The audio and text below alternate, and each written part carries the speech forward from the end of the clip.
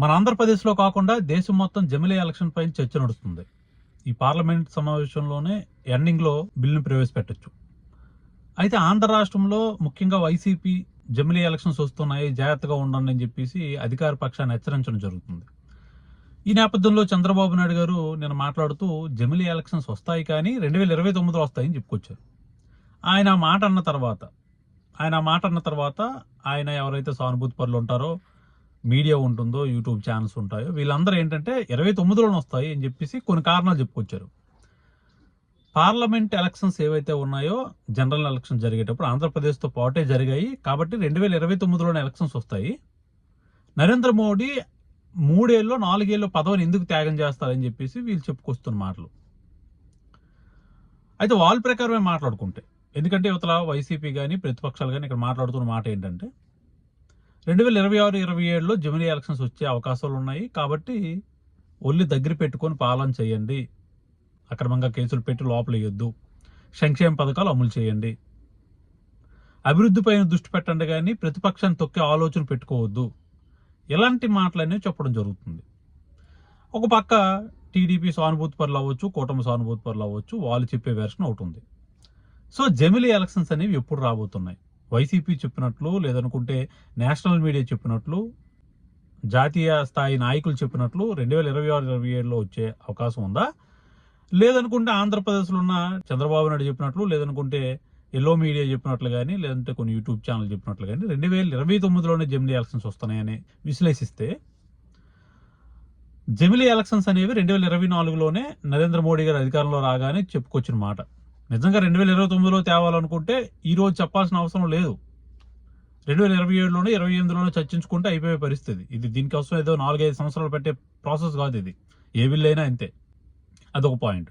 రెండో విషయం ఏంటంటే, వీళ్ళు చెప్పే మాట ఏంటంటే, జనరల్ ఎలక్షన్లో ఏదైతే ఆంధ్రప్రదేశ్తో పాటు 4 రాష్ట్రాలు ఉన్నాయో అప్పుడే పార్లమెంట్కి సంబంధించి ఎలక్షన్ జరుగుతాయి, లోక్సభకు సంబంధించి. ఆ అవకాశాన్ని నరేంద్ర మోడీ ఎందుకు తీసుకుంటాడు, 2029లోనే పెడతారని చెప్పేసి ఇవి చెప్తున్నమాట.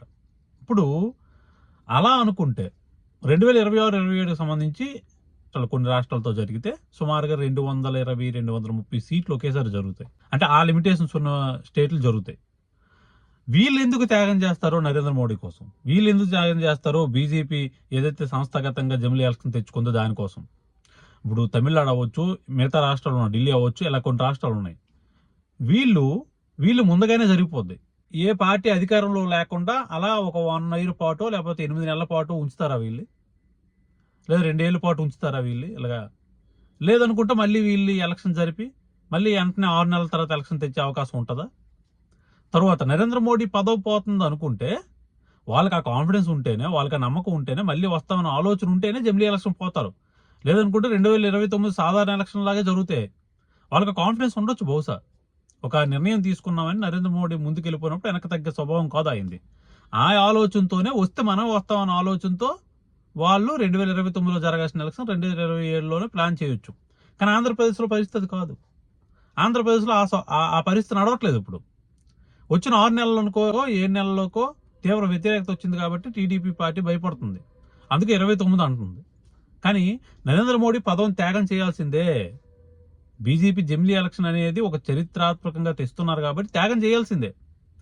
ఎందుకంటే ఎక్కువ రాష్ట్రాల ఎలక్షన్ 26-27లో ఉన్నాయి కాబట్టి వాళ్ళందరూ సర్దుబాటు అవుతారు కాబట్టి వాళ్ళు కూడా డిమాండ్ చేసే అవకాశం ఉన్నాయి. ఆ రాష్ట్రాలు కూడా మీ తెచ్చే ఒక నిర్ణయం కోసం, మీరు తెచ్చే ఒక చట్టం కోసం మా రాష్ట్రం యొక్క పవర్ని ఎందుకు త్యాగం చేయాలి, మేమెందుకు ముందుకు ఎలక్షన్కి వెళ్ళాలి, లేదనుకుంటే మేమెందుకు ఎలక్షన్స్ పోస్ట్ పోన్ చేసుకోవాలన్న ఆలోచన ఆ రాష్ట్రాలు కూడా డిమాండ్స్ వచ్చే అవకాశం ఉంది. ఆ రాష్ట్రాలు కూడా 100% నరేంద్ర మోడీ వాళ్ళ రాష్ట్రాల యొక్క ఆలోచనకు అంగీకారం తెలపాల్సిందే. పార్లమెంట్లో కూడా ఆ చర్చ నడుస్తుంది ప్రవేశపెట్టిన రోజున.